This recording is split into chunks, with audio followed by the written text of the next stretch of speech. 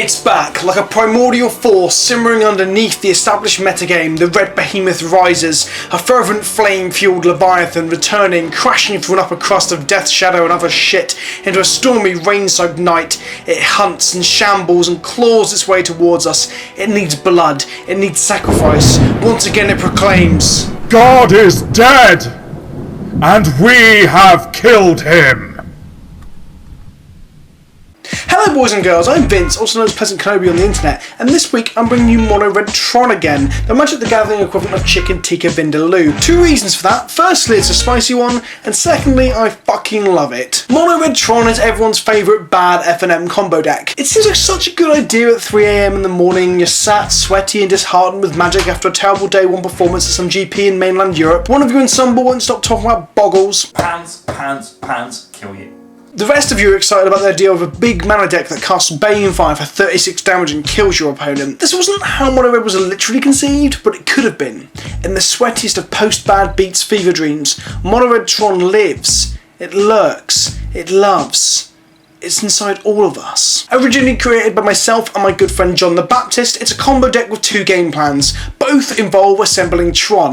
The first is to play Stuffy and then cast a Blasphemous Act to the dome of your opponent's face for 13 damage. Or in the case of having a Chandra with Firebrand or Pyromancer's Goals in play, 26 damage. Or add a second doll and one of those doublers in for a grand total of 52 damage. Yeah, suck on that Jund, you cunt. The second win is also bodacious and not at all feasible at competitive REL. It's simple. We cast a Banefire for lethal.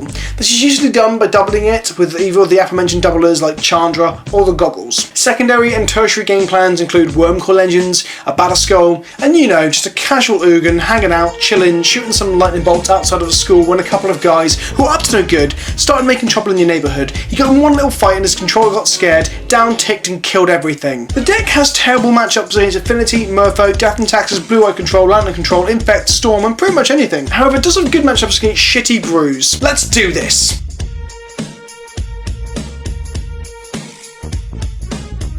In round 1, I keep a hand of things. My opponent's on Mono Black Vampires. I Tron on turn 3 because, well, you know, just Tron things. I play and crack a map and find a tower.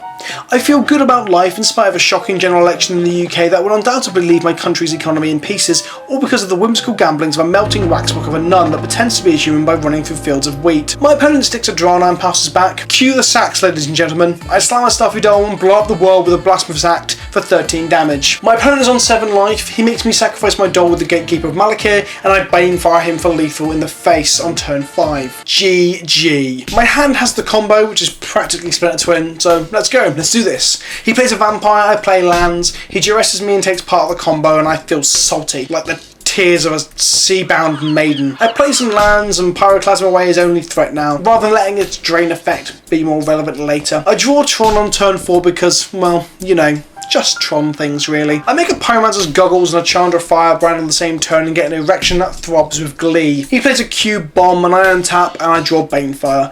I cast Banefire for 11, tripled thanks to both Firebrand and the Goggles, and shoot him for 33 damage on turn 5. GG, get wrecked, scrub. Whilst it's obvious that Mono Red Tron is one of the most powerful decks in all of Magic, what could its possible weaknesses be? Aside from folding into itself due to having a lot of hot air when the combo doesn't fall into your lap and we have to work for our win. Oh, it's islands. Islands on our side of the field don't help us combo at all. Oh, and that has protection from red. I always kind of forget that because we're dead. And it's Living End! He cycles some shit over the first few turns while we plod towards bigger mana by ramping with a Mind Stone into a turn 3 Solemn Simulacrum. He bites his thumb at our house by casting a turn 3 Fulminator Mage and blowing up our mine. Mainboard land destruction. Yay! We ramp further with a Pyro's Goggles. He cycles some more cards and goes for it in main phase, reanimating all the creatures in his bin with Living End in order to blow up another one of our lands with his Fulminator Mage. He isn't actually playing around Blasphemous Act here because why the fuck would he? I untap and cast 2 Blasphemous Acts to make doubly sure that everything is super dead. He suspends a Living End now that he has been blown out by Blasphemous Act. His life total is low from painting himself with lands and street wraiths, so I untap and double Banefire him for 6. This is lethal. This is love. This is Mono Red Tron.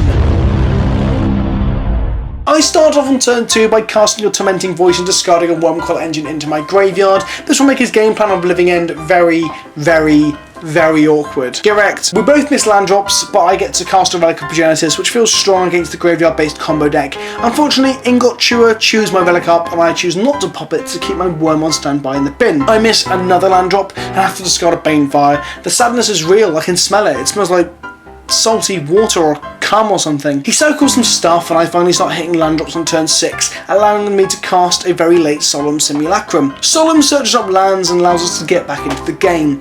In our end step, he reanimates an army with a Living End. I get my worm back, which gets split in two by a reanimated Ingot Chewer. My two worms do a good job of minimising the damage done by his team and kill 2/3 of it. I cast a Trading Post to get my grind on, and he Beast Withins his own land to make a bigger clock.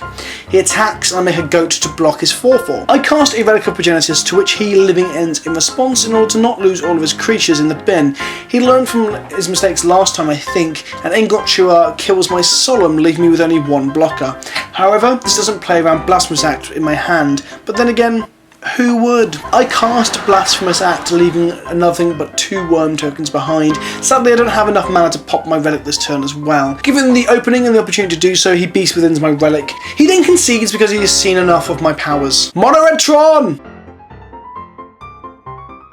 Round 4 when it's a blue deck. Looks like control. We play our lands, he plays his, and he gets to play his 4-mana Planeswalker before we play our 4-mana Planeswalker. He down takes Jace, gets a Vendilion Click, and unfortunately gets the Detention Sphere, our poor Chandra, after we resolved it. We resolve a Stuffy Doll and perhaps foolishly give the control player 2 counter spells as an option off of his Jace's down tick. We Clasm, which allows us to do 2 damage to his face off of our Doll, and we bolt his end step Clique. He leaves our hand as is because he probably has no idea what the fuck is going on. We ping him in the end step in order to set up a position where we can win through burn spells like Banefire later on. He gets to counter our goals as expected, as we know he has 2 counter spells in hand. He main phases a Snapcaster Mage into Serum Visions in order to hit more land drops. We cast a Tormenting Voice, discarding Tormenting Voice, expecting to be Logic Knot, which would open up a window for our Wormcoil Engine. However, unfortunately, he has a Spell Snare in hand, which seems like super duper top value for him. He paths our Doll and starts to beat him with Snapcaster Mage. We cast a Wormcoil Engine, and we feel fine about it being killed by a Wrath or something similar, as we have Buried Ruin to bring it back. However, he snappy paths it instead, and Sadness is placed onto the stack, and Sadness resolves. We anger away his Snapcasters and he revs for 4, which pretty much spells game over. He Spreading Seas our power plant and we get to resolve another Chandra that starts to ping at his life total. He kills her with Celestial Colonnade and then he kills us with Celestial Colonnade. Well played, Colonnade. In game 2, a Million and No Lander into an OK 6, we cast a Relic which we will use to keep Snappy's value in check. He's Spreading Seas off red like a clever little boy. We find a 3rd land and don't do a whole lot more. He Ghost Cores our tower in upkeep, so I decided to use the mana that I float to crack my Relic and double my chance of drawing into a 4th land for the Chandra in hand. In response to my Relic activation, he Surgicals away my tower, which is a rather sorry state of affairs for me. It means I will not be able to assemble Tron this game, and it also means we have less lands to draw off of the Relic. What a prick. But as Tron always does, I draw the 4th land that I need and make a Chandra and start shooting. Pew pew pew! My Stuffy Doll gets Logic Knotted and my 2nd mountain gets Seed. I cast a Solomon Find another 3rd red source that hopefully won't become a fucking island. My Trading Post gets countered by a Cryptic Command and my Chandra gets bounced back to my hand. I start the Sad Robot Beatdown as my tertiary win condition. He cliques me in end step and turns my in-hand Banefire, sadly, into a Pithing Needle. I make a Staff of Nim which I use to kill the clique and clear the way to continue to beat face with a Melancholy Automaton. I then cast Pithing Needle and well, yeah, so at this point MTGO's replay function just doesn't actually fucking work, so I'd stick the Pithing Needle at this point, but Mono won't let me actually show you what I chose with it or carry on to show you the rest of the game. As you can see, it's sorry, an unexpected error has occurred. Well, no fucking shit. Thanks for the astute observation, Captain of the blatantly fucking obvious over here. I keep trying, but to no luck. I even try again to record on a different day, but I get the same sticking point on Pithing Needle in the replay. What happened was that I cast the Needle and I named Colonnade, and I eventually got to cast a Banefire for lethal at my opponent who's on 3 life thanks to the beatdown of the Solemn Simulacrum, keeping up 1 red mana. He Sphinx's revs for 4 in response to this, but I bolt him. It was glorious. I was really happy with my plays. I saw the line.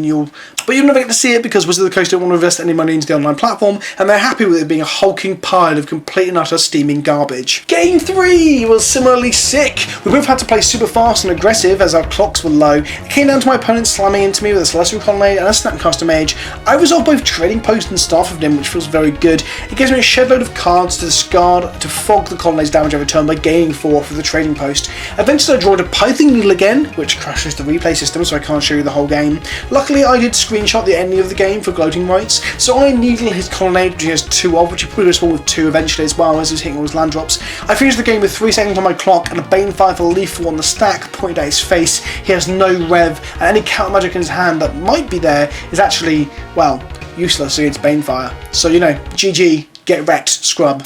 I really hope you enjoyed another trip onto the mountains of madness that is Mono Red Tron. If you think I spoke a little bit too quickly, then maybe you should learn to listen better. I apologise profusely for just how bad the MTG replay system is. The fact that I can't handle Pithing Needle right now is, quite frankly, fucking inexcusable. If you enjoyed the video and have any suggestions for my channel, for my humour, for my future videos, the deck, or anything really, please drop me a comment below. I always look to try and reply to you guys and have a chat with you. I really enjoy it.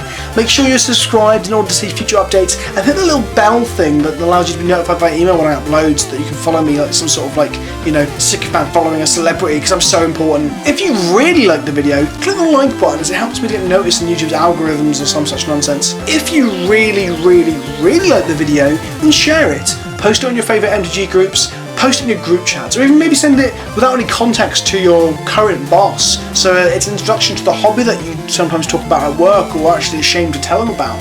They might enjoy it. Sharing this video will help me tremendously, and it might just save a life somehow, maybe. Until next time, remember, you can't make an omelette if you haven't got any eggs, so go to the fucking store and buy some eggs, you little shit.